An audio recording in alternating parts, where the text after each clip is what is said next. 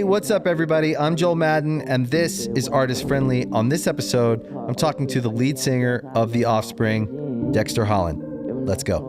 I'm smoking on piff, that's my kind. I don't want no bad times. I don't want to have bad. Where were you? Did you come from an interview? Yeah. What interview was it? We were at the label at Concord. Oh, cool. Yeah, doing some international stuff over there, just like Zoom. Yeah, okay, Mostly, cool. yeah. Bunch of press stuff.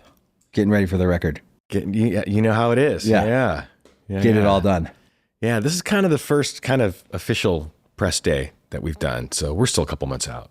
For like record setup, like how much with your life can you dedicate to setting up a record? Yeah. It's challenging for It is, right? It's been bunched up usually in the past, right? Yeah. It kind of depends, but you know, there's so much, as you know, there's just noise in the world. It's so much harder to make an announcement on anything. So you kind of have to devote more time to it, I think. Yeah.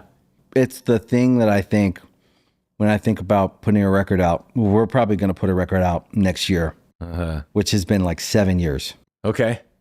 And the thing that stops me a lot of times is thinking about the setup of the record, all the promo and stuff. Pretty extensive for you guys then? Yeah, and I think I overthink it, you know, because you know how it is. Some interviews are great, and then some you just feel like, oh, they don't even want to be here. Like, am I here? Just funnel me through. Yeah. You know. Well, it can be different because some people, they travel extensively to do stuff. You know, we got to go to Europe for 2 weeks, and we've done that in the past. And then the last time we did a record, it was actually during COVID. So there was no traveling at all. Changed the whole thing. And believe it or not, we did the most we've ever done because it was all Zoom, because it had to all be Zoom. Before, they'd be like, he will only speak to you in Paris in person, you know, that sort of thing. And so we did like, I think we counted them up. We did like 150. Like we did the most promo we've ever done for a record. So it actually kind of worked out in that way.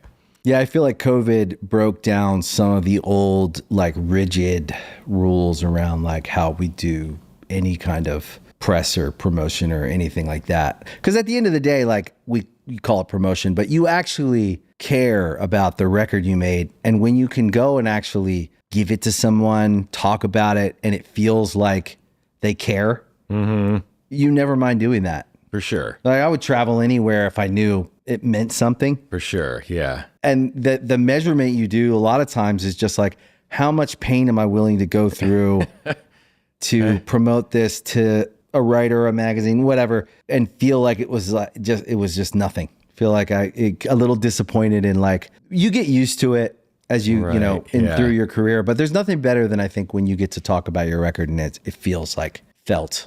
I think receptive, right? Yeah.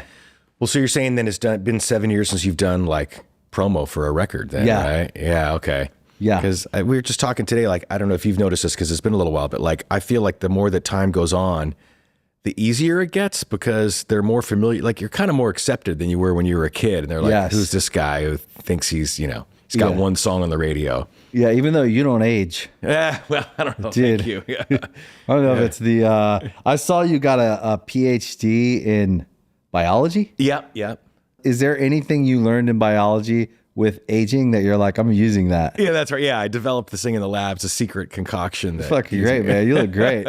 Yeah, no, thank you. Thanks a lot. Yeah, I think the older you get as a band, certainly you guys have this legacy, and there's not a lot of bands that can hold a legacy over decades, but are still a vital band. So they can, you guys tour, play these big shows, put out records. There's energy in the band. I think there's just not that many bands that have legacies over decades, especially in the last decade. If you think about where music's been, there's been less bands, not only that have made it to the zeitgeist of like popular culture, but I think less bands started in the 2010 to 2020 decade than ever. Yeah. To be able to have the catalog you guys have of like great songs, hit songs, great records, consistently over the decades, and then still be in the world, giving them to people, playing shows. It's just not that many bands. Maybe is there dozens? Maybe like it's just such a small number of bands that I think the conversations that were had about us when we were younger, I think probably more us than you guys, was like, are they this, are they that, are they this, are they that? Just like music fans arguing, which isn't bad. Those go away over time if you, I guess, stick around and keep doing it. Yeah. Well, I mean, thank you. That's very flattering. And I mean, that is a good question. Like, is there just less good bands, or is it just harder to break through nowadays? I'm not really sure the answer to that. But, you know, I think one of the first bands I noticed, at least in our world, that this was happening with, and it's a long time ago now, was Social Distortion, really, right? They finally got to a point where they were just kind of invincible. They could go play 10 nights at wherever it was, and they had just they had outlasted the critics. That's really what it was, right? And I thought that was really encouraging at the time. They're like, wow, this is great that they're made men in a way, right? Yeah. It's funny too to even say like Social Distortion in your mind. You go, yeah, they were always accepted. Yeah. And you forget that it wasn't like that back then, right? Yeah. Yeah. Yeah. Like we were talking today about some of the press that we've been doing and how it was pretty brutal at the beginning. Some of the guys, right? Like they're older than you are. They're not really into your kind of music anyway. They don't get it. And they're just kind of like giving you a hard time. It was really challenging back in the day, but I'm finding more and more that people have kind of grown up with us in a way, right? Yeah. So it makes for a much nicer conversation now than it used to. And the proof is always in the catalog over time. It's just, you guys have so many songs. You guys, I mean, how long is your set? As long as it has to be. Yeah. You guys have a lot of great songs. Yeah. Hey, I mean, I don't know about you. I mean, I'm a big fan of bands that are like, we're going to go on, we're going to show the fans, we're going to play for 3 hours. But man, it's hard doing that, especially when you're playing stuff like we all play, right? Yeah, it's energetic. It costs a lot of energy. Yeah. But I mean, you know, we're anywhere from an hour to an hour and a half, maybe. It's kind of where we're at right now. I think that's a sweet spot. I think so, right? Yeah. Yeah. Hour 15. It's hard to carry things longer than an hour and a half. And maybe, you know, we're thinking about trying to go to an hour 40 or whatever, but you get to a certain point where there's going to be a lull in the set. You know, the longer you go, there's only so much you can do to keep it. And I love keeping it at high energy the whole time if you can. Yeah. And I've gone to shows where it hits like the 1:45, 2 hour mark. There's a little bit of like a anticlimactic feeling of, I almost like it when there's one or two songs I wish they'd played. As long as you play most, you know, as long as you play all of them. But shaving songs off is hard sometimes because you're like, oh, we have to play that one. Which one goes?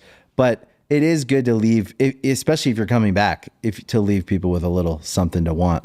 For sure. There's an art to it too, right? I mean, like, I think it's okay to start off with a bang and have the energy come down a little bit in the middle and then bring it back up at the end, right? That's kind of cool. It's like kind of like we laughed, we cried, the whole thing, right? Yeah. But but you still want to keep it, like you said, entertaining and going the whole time. What do you think keeps you wanting to do it? And what is it that keeps you guys healthy as a band? Like emotionally, maybe it's your relationship, and then as people, like what do you think that sustaining philosophy is? Yeah. Well, I mean, it's fun, right? I mean, we were teenagers going to shows, and there was just something about being at those shows that was like the most exciting thing I'd ever been a part of, right? Yeah. And it could have been little club shows with a 12-inch stage where you're watching some small band, or it could have been the Dead Kennedys at the Olympic or whatever. And it's just like, there was just a real excitement to it that I just ate up. I loved it. So the most fun thing I could do would be to play a show on Saturday night at a little club, right? That was better than, I don't know, anything. Yeah. Going skiing, going whatever. Like that's what I wanted to do. So I think that's probably a real factor in it, right? It's just that's just a fun feeling, as you know, like it's the best feeling. And then especially once it gets to the point where they're actually singing stuff that I wrote, right? Yeah. That's like a whole different level of, holy shit, this is the best thing ever. So that's really cool. I mean, the fact that we're friends, it's a big part of it. And I think the fact that nothing happened for us for 10 years, like it wasn't like all of a sudden we had shit to deal with. Like we were fucking nothing for 10 years. We had to just learn how to deal with each other and learn how to become a band and play together and do all the stuff that bands need to know how to do in order to interpersonally navigate before anything happened. And so in a way that was probably a blessing. Yeah, waiting, feeling it. Like I think anybody that's successful, you have to kind of feel it in your gut that it's there, that you could achieve it. Even if everyone's like, hey, good luck, kid. Nice music, cool. You know, that used to, you know, we were a band in 96 and we probably didn't really get opportunity till 2000. Okay. So it wasn't as long. It was 4 years, right? Yeah. But the 4 years was all we thought about was wanting to make it.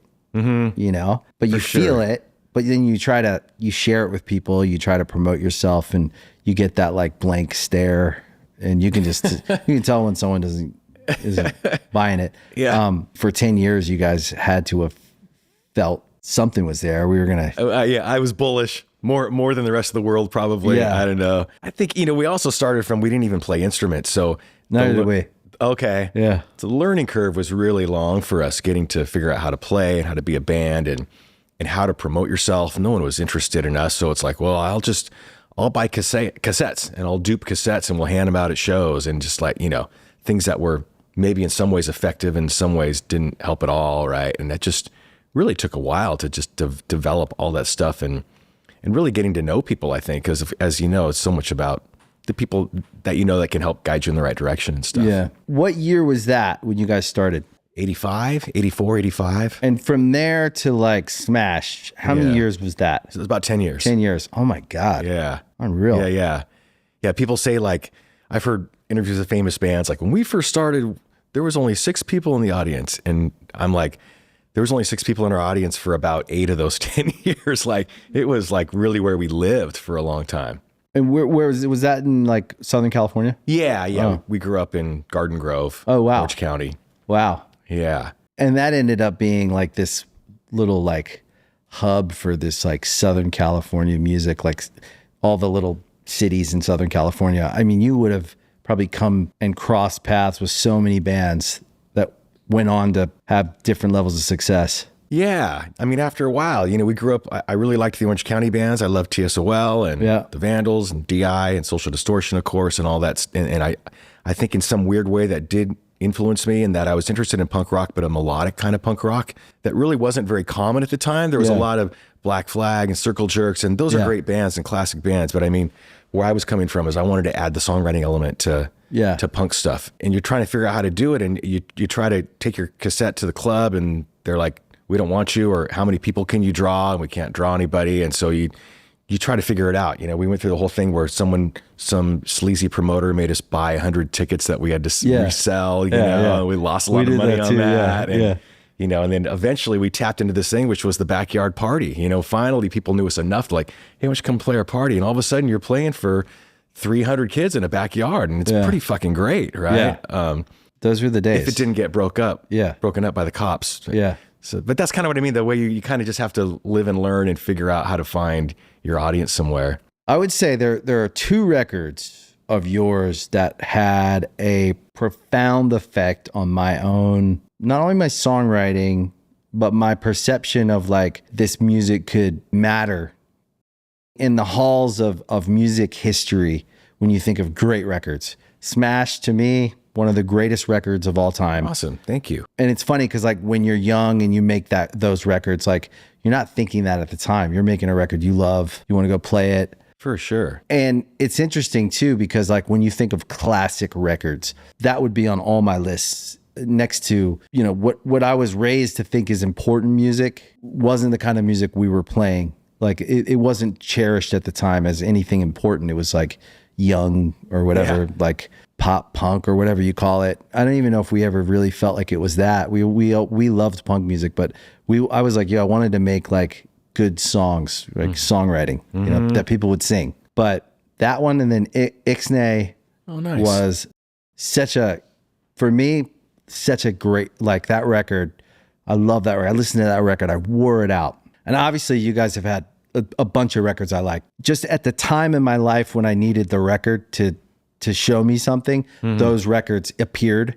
And so in pivotal moments of my own, gathering my own idea of what a record sounds like, what are the parts of the record, how does the record flow, even the album artwork, all of it. So it's interesting. Like me and my brother were talking about it. I was excited you were coming in, but we were talking about at these pivotal moments, these spots in our life where records have come and influenced you, and could be your songwriting. It could be the idea of the success you could have. There's a whole bunch of ways a record could influence you.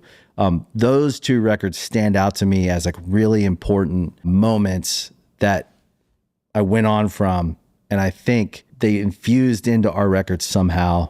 And it's cool to be able to tell you that. to sit here and I go, oh, I know, those were really It important. really means a lot. Thank you very much. That's cool. Really cool. And especially, I don't hear that a lot about Ixnay. So that's interesting. that you Dude, connected such a with good that one. record. I know, thanks. And like, I love music. So maybe if there's 50 records or if there's 100 records that I could say like that record did something to me, that record's on the list. And so Smash. I mean, it was, God, thank those you. are great records.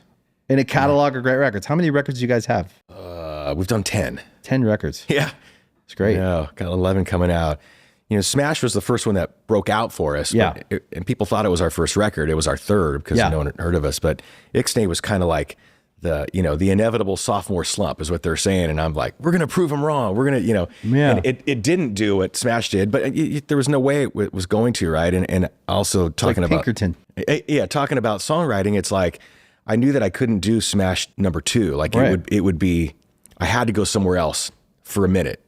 And that's what the idea with Ixnay was to make an album, make it really be an album. Not so much trying to be art, but I mean, expand our circle a little bit. Let's see what else we can do, which ended up serving us really well. Because then when it came back to do other records, it wasn't like, what the hell are these guys doing, right? Because we had kind of pushed that boundary enough that we had enough space. Yeah, because the record after Ixnay was Americana, which was big. Yeah. And I don't think you would have gotten to Americana if you didn't make Ixnay. Exactly. Yeah. It expanded what people could hear from you. And I think it was songwriting. I think it was more and more just like digging in on like what a good song is. Even though Smash was full of good songs, it was very stylized and it's a record that sounds, there's no other record like Smash. But if you made Smash again, I don't know if you would have gotten to Americana, and Americana led you to down the road of this like long career. Yeah. And I think that every step's important, and that's the artist instinct to do that. It's almost like your subconscious sees the whole way through. Right. And like you followed it, thank God. And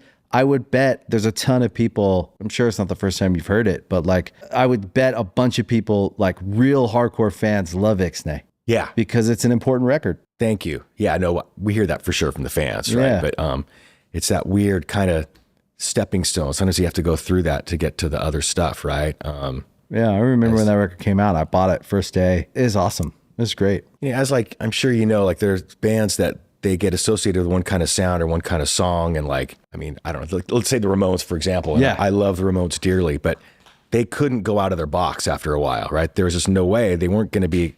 Fans were not going to accept anything that didn't sound like that certain thing, right? And I was very conscious of not wanting to get stuck there, right? Yeah. I want to make sure, let's make sure we push the boundaries enough so that we have enough freedom to do stuff and let it be heard and kind of accepted by the fans.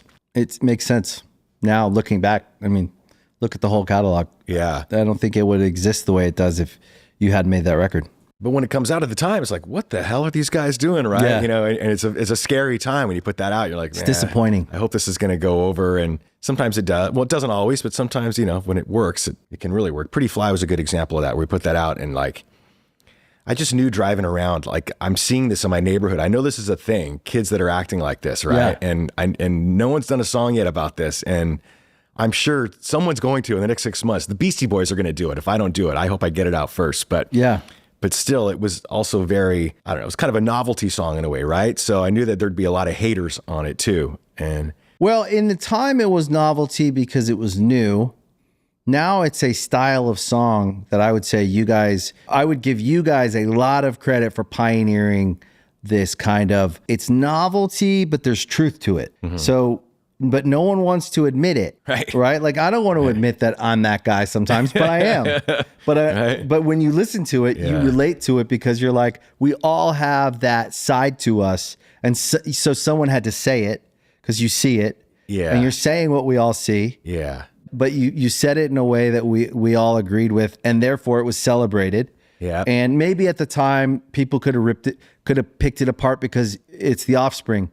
So you could argue this or that or this or that. But like at the end of the day, if you just look at a good song, a pop song, and you could go back through the history of the songbook of all these songs that were, you could say, novel in their, you know, how they were delivered or whatever, it created a whole category of a song that people tried to replicate. How many songs came out after that where people were trying to do something that was like novel and funny, kind of funny, but kind of true? Even our music, we have tons of like kind of funny, kind of true, catchy, Like it's a big part. This is what me and Benj were talking about. We were talking about the influence you guys have had on music and in rock music, especially like a whole category of rock music, is like pretty profound. It's pretty cool. Well, thank you. With a song like that, I was trying to write about something that everybody knows, Yeah.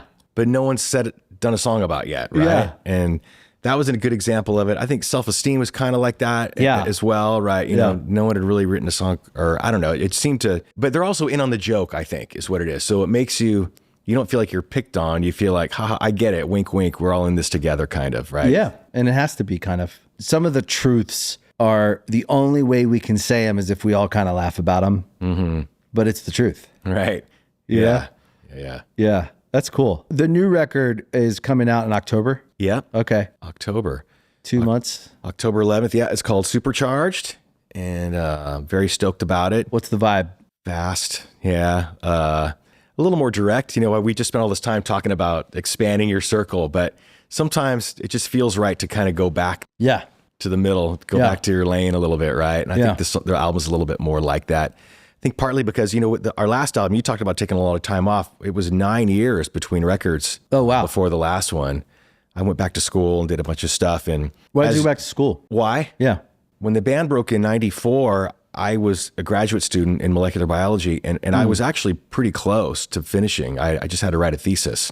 And the band broke, and it was like, No time. you have to go. And I asked my manager, I go, if I just waited like a year, would that be okay so I could finish? He goes, dude, this will not be here in a year. He goes, you got to go now. And he was right. We had to go then. So I took a leave of absence. I didn't officially drop out.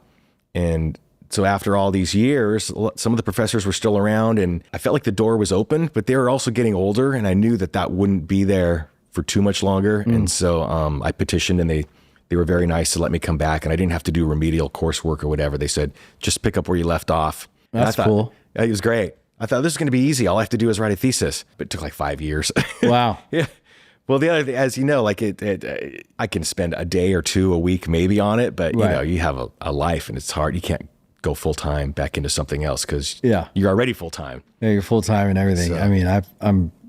But even when you don't have that, you think like, oh, we're going to get a record out in a year. And then all of a sudden you do all this touring and you come back and you're like, shit, it's been 2 years and we only have 2 songs done, right? Because it just goes by really fast before you know it. This record's 3 years in between records. And I say like, you know, in music years, that's like nothing, you know, that's great. So it took you 5 years to finish the degree? Yeah. Which school?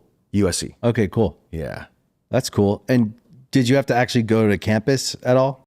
Yeah, I could do a lot of it remotely because it was more computer based at this point. But yeah, I was going in once a week for sure. That's crazy. Yeah. That's cool. Yeah, it was a slog. And now you have a PhD. I know. Crazy, huh? That's crazy.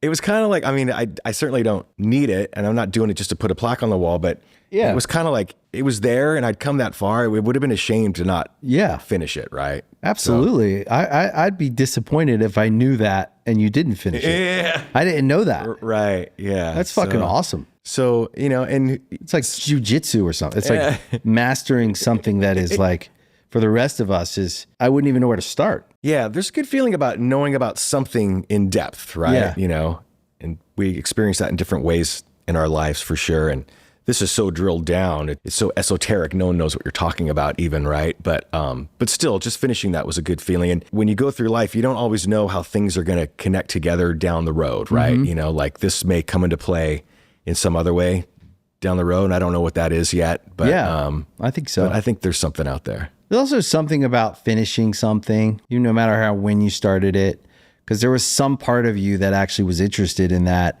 when you started it. You have to kind of like give attention to that part of you, and you push it aside for this other thing, for music and the career. And then it gets, the music career, it takes on a life of its own, and you kind of respect it. So you nurture it, you maintain it because out of respect for the opportunity, especially if you don't come from much.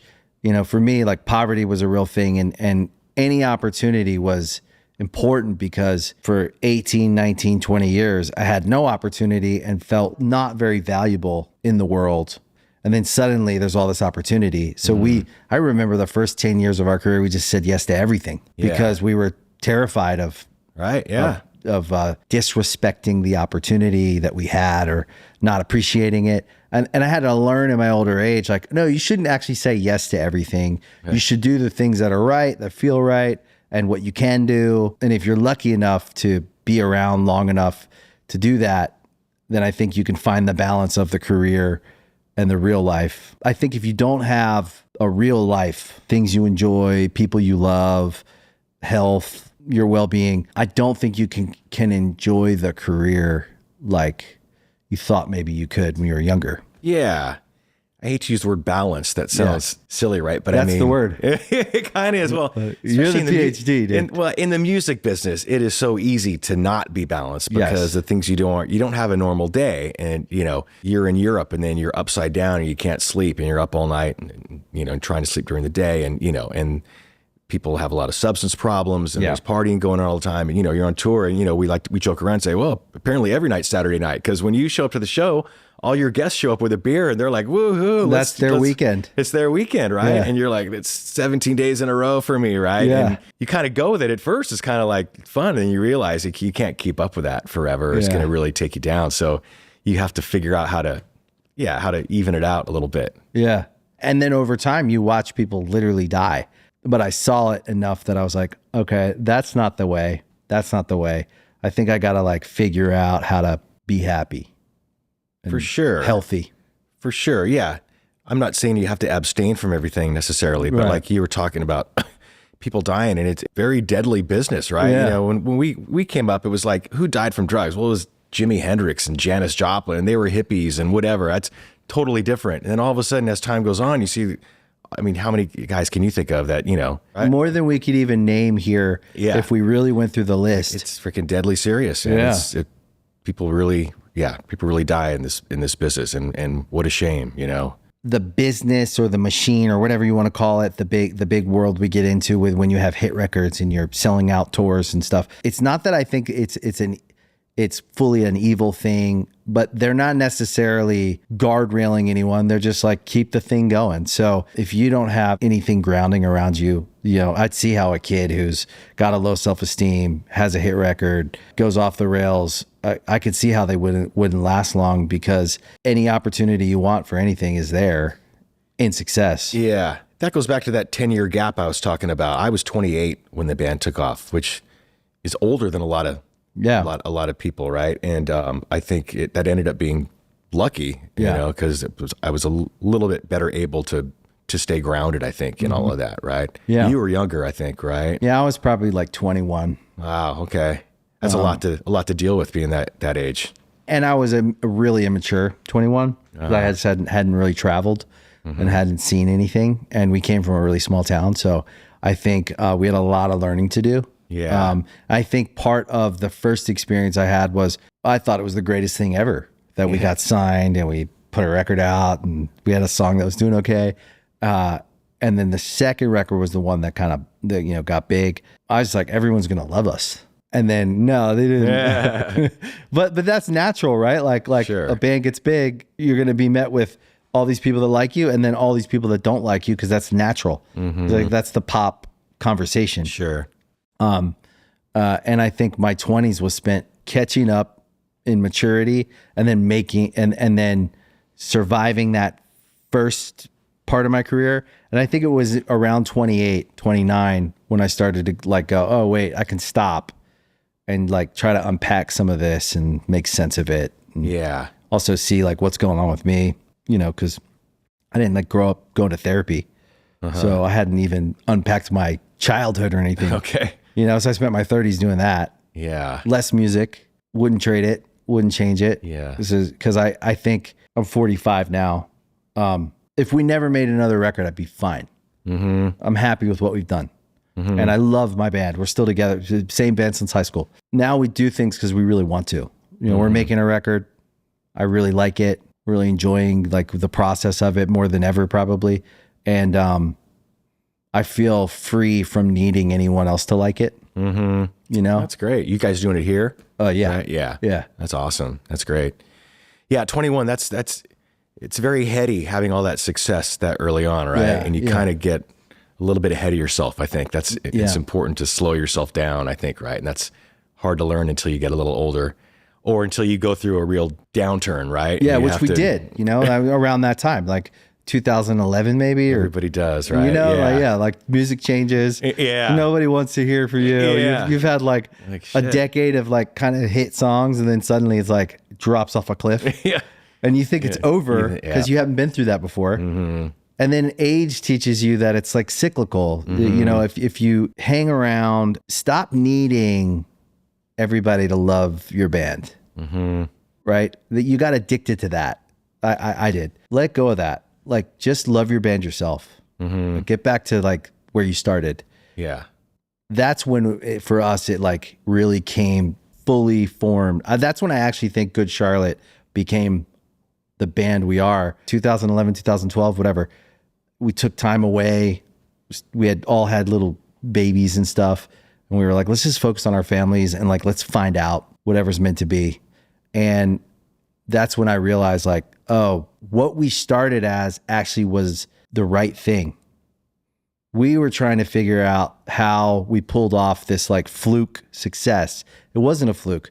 The right idea was like, we like to do this. We love this. We believe in it. We love each other. And we had the records we had, and they were what they were supposed to be. And then we got on the other side of it, and we were trying to figure out like, what did we do wrong? Age kind of tells you when you look back on it. It's like, it's just the times. They go up, they go down, they go. And then we played some shows recently, best shows of our life. And you kind of realize like, oh, you just have to be yourself. Yeah. I think that's what we learned.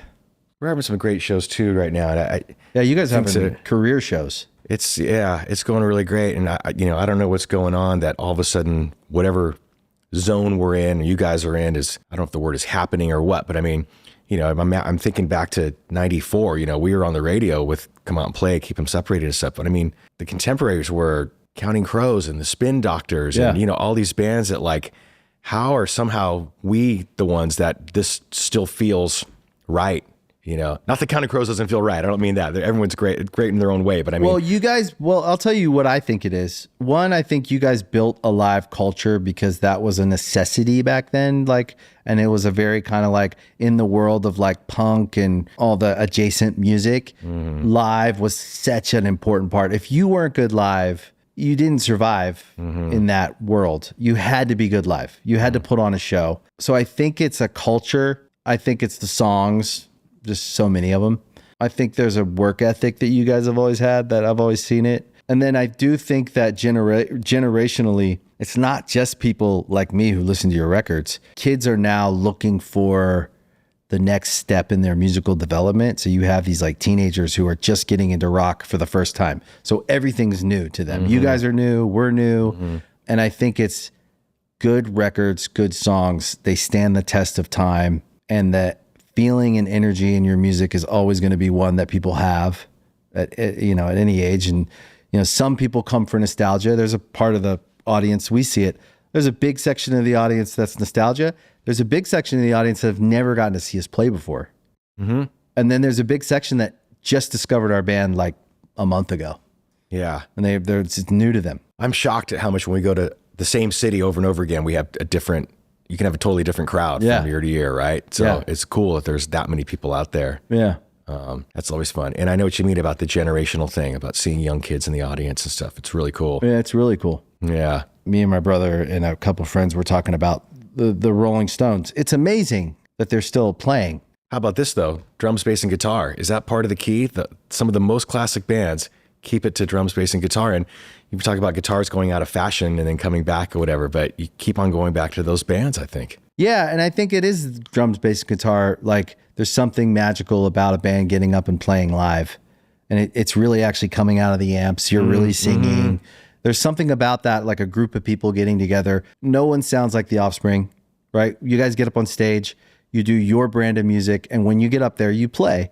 And people are watching these people in real time, in real life, do something that kind of looks like a magic trick to people that don't do it. Isn't that kind of a trip to you though? It is kind of to me like we're just plugging in and playing the same way things. Same as we were in the garage when we were kids. Yeah. We're in the studio. It's not magical to us. But it is magical in a world full of like algorithms and, digital which I don't hate digital. There's a lot of great things about digital that make things really, really easy. But it'll never replace, like, it's like why we watch sports. They're really doing it. They're out there competing. Yeah. And we go on stage, we all plug in, we play, add in whatever you want, but the guys making the music are playing the music. Right. And there's something about that is really hard to replicate any other way. Hard to quantify, I guess, right? Like you're kind of talking about almost like they can do something I can't do kind of thing, right? Maybe I can totally relate to that in terms of watching sports. You know, went to the Dodger game last night, and Oh, cool. just watching them play was great. And Ohtani. Do you like baseball? My friend does, and not that I don't. I enjoy going to a good game and stuff. I love but baseball. But it was so fun. Dodgers are watching great. them, and just and Ohtani, of course, now fucking killing it, and home run last night, and stolen base, and you look at that and go, wow, it's impressive. The modern day Babe Ruth. Ohtani's amazing. Yeah. It's like musical theater too. When you go to theater, when you should go to a really good play, it's real, it's live, and if they fuck up, it's not horrible actually. Right. When you watch the rawness of live, the same with a rock band. Yeah, there's a reality to it for sure. Yeah. I mean, isn't that what drew you to club shows early on? Because that was so real and so live right in front of you, right? You know, as it gets bigger, the band becomes a little further away, and it can seem a little more put on or a little more rehearsed or whatever, right? And I find that on the other side now, being the band, I'm looking to the audience farther away going, this is different. You know, in the old days, I could talk to that guy right there and, you know, we'd say something funny and then he would mosh or whatever. And now I got to figure out how can I connect with that guy who's 100 yards back, you know, or 100,000 people back. And it's a different kind of challenge, but that's part of the fun of it, I guess. It is. And it's cool to be there, to be at that stage in your career where you're playing those size shows, to think about that. I mean, from 85 to now. Yeah. I mean, the statistical possibility. I'm not saying this to anyone out there listening that has big dreams of being in a band for 40 years. It's not impossible. It's not going to happen for you. But the statistics say it's very, very hard. Statistically impossible. I like how you put that. And because it's true, like, you know, the odds are like zero basically. And I think that's why when I was younger early on, mentally, it's why I knew I had to stay in school. Because I knew, like, the logical side of me was like, dude, this is not going to happen. You know, this is not going to happen. But my heart was still into it. I was going full on for the band at the same time, right? And I was able to juggle both for a while, but I just couldn't let the band thing go. So I knew that's what I really wanted to do. But just knowing that no bands make it, and looking back now, like, everybody I knew was in a band, right? That's kind of what happened. You know, your friends all become guys that are in bands, and thinking about how many of them actually made it, and it was like zero. Basically. It's hard. Yeah. And not that they weren't good. The stats say it ain't happening.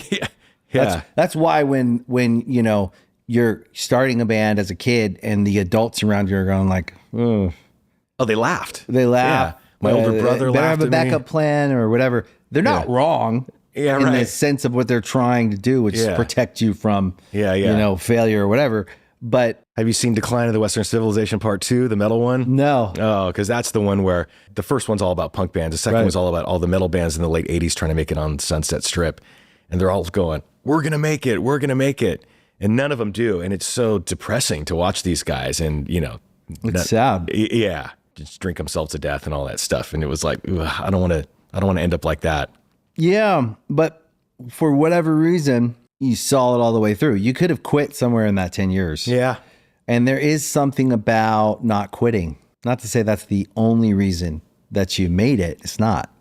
The songs and the talent and the hard to describe thing is what feels probably like magic. But had you not stayed in it, you wouldn't have found out. You know, we all do other things. We have these, you know, businesses and things we do that we care about, or getting a PhD.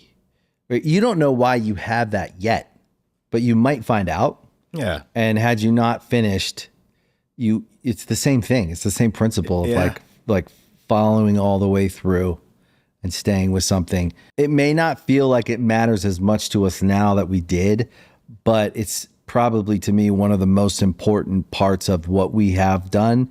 And for whatever person listening out there, maybe they're a fan of your band, or maybe they're just a music fan and they have this company or this brand or this thing they're trying to do, maybe it's school, that they have to stick with. And I think that that part of the story is super important, because I don't know that we give it enough credit with just staying with something that we believe in for 10 years. I don't know many people that would do that. Yeah. Well, persistence is a big part of it for sure. Yeah. Yeah. And we definitely were persistent. I think it's a good point what you said about how it's easy to tell the story in hindsight and go, well, and then we got signed to Epitaph, and then we put out Smash, and then blah, blah, blah. But it's sometimes hard to go back to that moment in time and remember the uncertainty and how uncomfortable that was, not knowing what, not only is the band going to make it, which probably won't happen because no bands make it, but what the fuck am I going to do with my life, right? And that's can be a really uncomfortable time, right? And it's easy to forget once things have happened and gone well, that it's difficult in those moments to keep on going and be persistent about that. When did you start flying? After the band made it.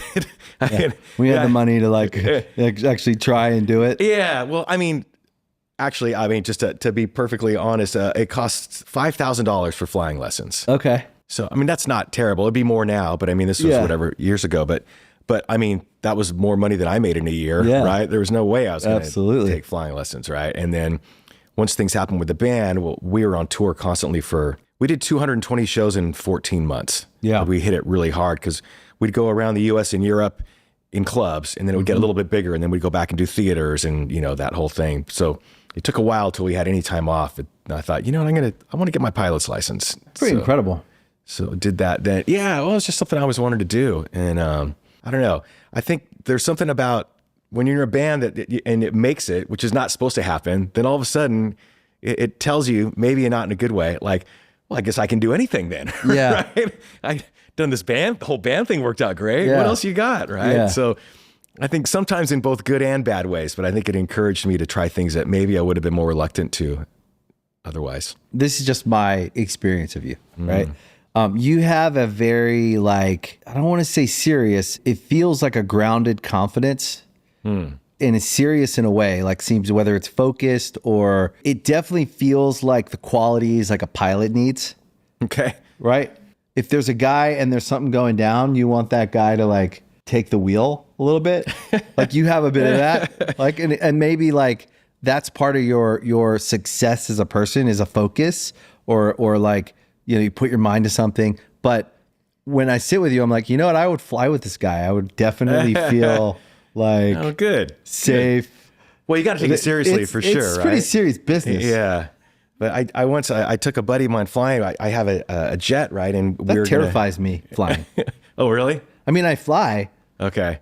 You're a nervous flyer? I'm not as nervous as I was because I didn't fly till I was 19. So I was late to the party on planes and stuff. Okay. And I'm an okay flyer. I trust it. But for me to be in the cockpit, it terrified me. Okay. I'd be terrified I'd make a mistake. Well, this guy was really nervous about flying. I knew he was nervous, and I knew everything was fine. It was totally going to be fine. And I don't generally take advantage of people like that. But this was, I kind of felt like, I think I got to invest in this a little bit, right? Yeah. And so, because my plane, they call it single pilot certified, so I don't need a co-pilot. So I'm in the left seat, and I go, come on up, man, sit in the co-pilot seat. And it makes a lot of people feel better, actually, because it doesn't feel so mysterious. Right. When they understand what's going on. They can look out the front instead of the side. People go, I'm completely changed. I used to be scared of flying commercial, and now I'm not because I flew on your plane. And I get that, actually, because it's kind of you remove the curtain and see what's actually going on. But we were taxiing out. I knew he was nervous. I'm like, you all right? He goes, yeah, I think I'm all right. I go, okay. I go, well, so far so good. And he was just like, what? What do you mean so far so good? I'm like, I'm just kidding. Everything's all right. Everything's okay.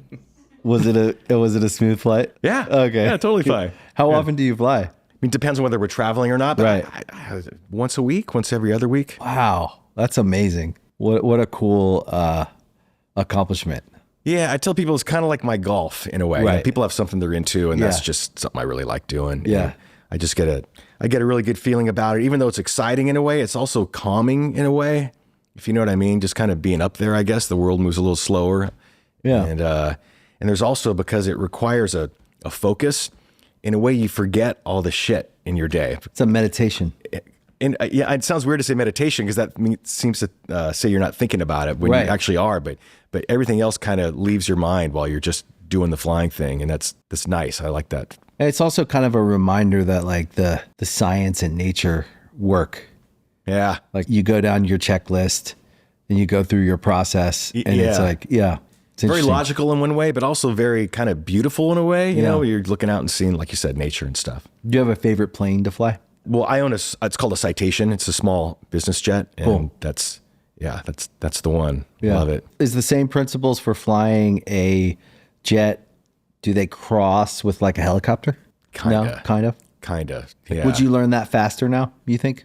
Yeah. Okay. Yeah, for sure. Yeah. Not to go into it too much. You know, with airplanes, the whole thing is if you don't go fast enough, they call it stall. That, you know, Right. You have to be going 100 miles an hour to get off the ground and stuff. Right. So I've taken a couple lessons in a helicopter. I would get the rating. I think it's fun. A lot of guys that fly airplanes don't like helicopters and vice versa, whatever. But Right. But the problem with the helicopter is that when he tells you to slow down to hover, it's almost like you have built into your guts, like you can't go slow in an airplane. Right. So the idea of slowing down this helicopter, it goes against every freaking bone in your body. It like kills you to slow this thing Right. down, right? So Yeah. that was kind of the challenge when I took a couple lessons, but I'm sure you get over that. Yeah.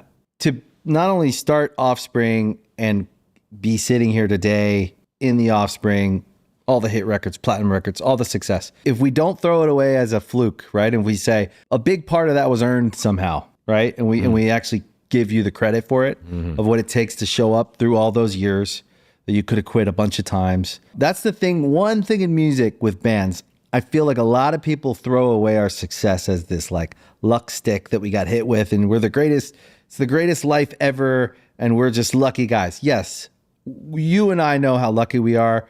The same way I know I'm lucky my kids can walk. Like I feel extremely grateful that my kids are healthy. The career that everyone would actually look at and go, that's the luck I have. They're missing the luck that we all actually have when we're healthy, and we're not challenged with some of these things that we see other people go through, and we're like, why did that happen to them? Yeah. Right? The career is this thing that we showed up for every fucking day for years and years and strung them all together through good and bad, through real life. You know, how many times did we miss stuff in real life? I mean, you know, there's so much stuff you have to go through. And most people say, yeah, easy for you to say. I get that part. But you have to actually show up, do the work, believe it's possible, hang in there when it's not going well, see it all the way through, all the things. The same way you had to learn how to fly a plane. No one just said, okay, close your eyes. And when you open them, you're going to be able to fly. Yeah. Like you actually had to risk your life. You went up there and however you see it, I see it. I'm like, to learn to fly a plane, there's a risk involved. I guess. Okay. Right? To me, there is. Okay. It's like, do I want to risk the however many hours? And then you're going and flying on your own the first flight or second flight or whatever, till you master it and you become competent. There's risk. Yeah. All of the showing up and the trying and the risk involved to achieve the ultimate, end game, which is competency and freedom, is the thing that like I feel like gets dismissed a lot as this luck, right? The real luck for me in life is health. Mm-hmm. For sure. For sure. I mean, I think, we had a lot of good fortune in the band taking off for sure. Absolutely. But it wouldn't have happened if we didn't put in it wasn't going to happen for somebody who didn't do all that stuff. Show up. You had to do all that stuff. And not blow it. Yeah. Are you close with your parents? Yeah. So you had a good support system? I think so. Yeah. I think that's a thing. I mean, my parents, they were supportive of the band, but they kind of hoped it was a phase. Right. Yeah. Yeah. When are you going to get serious and go to medical school, Yeah. And I just kind of always kept it around. And then of course, once it took off, that, then that totally flips everything. And then they're stoked that you stayed in the band and all that stuff. And so, and I get where they're coming from. Like you said, like he's not going to make it. The kid's not going to make it. Right. So they're concerned about you. Especially 10 years. If you spend 10 years doing it, like I think about that with my kid and I'm like, what would I say if they were into something that I didn't understand? Music, I kind of understand. And I could probably help them. Yeah. But if they pick something like, I want to be a YouTuber, and they did it for 10 years, right? And it wasn't Still really wasn't happening. Yeah. I would probably like get really frustrated, worried. Yeah. My mom was confused by it. She didn't understand it. She was like, what are you guys doing? And now I understand that. I'm like, I try to think of what could my kids pick that I wouldn't understand. Yeah. And then do it for a few years and me think like, oh, they're throwing their life away. How supportive would you be if your kids wanted to start a band? Super supportive. You think so? Okay. Yeah. Well, I feel like it's one thing that I could like affect. Yeah. You can help. Sure. I feel like I'd have a sense of how to help. Yeah. Whereas if they were going to medical school, I don't know if I could help. Yeah. Like, I didn't even know where to start. I'm just saying it's a hard road. The music thing is a really It's a hard road. I don't know if it's a lifestyle I'd want them to like choose. Yeah. And not just like the drugs or whatever. But it's a tough business. You deal with so many characters. Yeah. I know a lot of people that were in bands and they ended up in some part of the music business that they were still really happy with. So it can definitely turn into a meaningful career, right? Yeah. That you enjoy. Yeah. Yeah.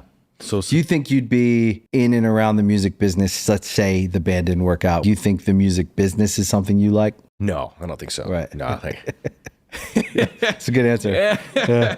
I think I would have gone back to, I would have done the research in the lab and stuff like that. Right. Because I liked that. I mean, I liked it. I liked it a lot. I didn't love it as much as I loved being in a band, right? Being the singer and all that. But like, yeah, I didn't start a band to be the bass player, right? Yeah, yeah, me either. I want to sing and write the songs, right? That was the thing. So I don't think I could have taken some other thing. I don't know. I just would have found something else. How's the hot sauce? Good. Yeah. Good. Gringo Bandido. Yeah. I can't believe it's been almost 20 years since I started it. It's amazing. Oh, thank you. Oh, thanks a lot. Yeah.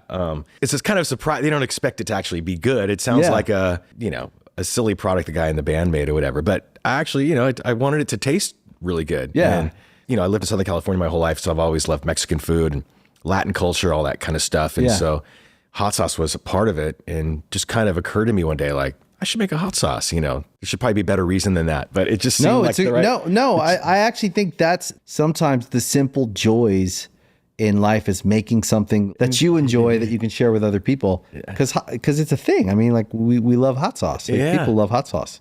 Hot sauce makes people smile. It does. Right. It wasn't like I want to be in the food business or I want to develop a food product. I thought I wanted to make a hot sauce. I love it. All right. Thank you. Yeah. Do you have anything else, other projects you work on that you love, things like hot sauce? Not really right now. I got a pretty full schedule, right? Yeah. But I think there's kind of a connection between the hot sauce and a band. It's kind of like you're starting something from scratch. Yeah. You're watching it grow, and every little step is kind of cool. Like when you get your band logo, it's cool. When you get my hot sauce label, is cool. And so there was just something about that I really like doing. I love that. Me and my brother are like entrepreneurial guys. Yeah. But all of it is born out of a love for the thing, like everything we've ever done and that we do is born out of like a real true like love for the thing and wanting to share it and do it our way because we think our version will be a little cooler. Sure. Yeah. I think it's important. When's the next tour? Tuesday. Oh, you leave Tuesday? Yeah. Holy shit. We'll do like last year was a lot of our own touring, and then this year is a lot of festivals, right? Which, as you know, you're just bopping around all over the place. Yeah. So we're in Europe. It's only 6 shows. Oh, that's good. So it's a quick one. Cool. We were just there for a month. That was a longer one, but this one's quick. But the European festivals are so fun. They are fun. And you get to see different bands you wouldn't normally see and bump into people that you wouldn't normally cross paths with and all that. So it's going to be cool. So a lot of that for the rest of this year. And then once the record comes out, we'll hit it hard next year and do full on the world and elsewhere, as they say in Spinal Tap. Yeah. It's awesome, dude. Yeah.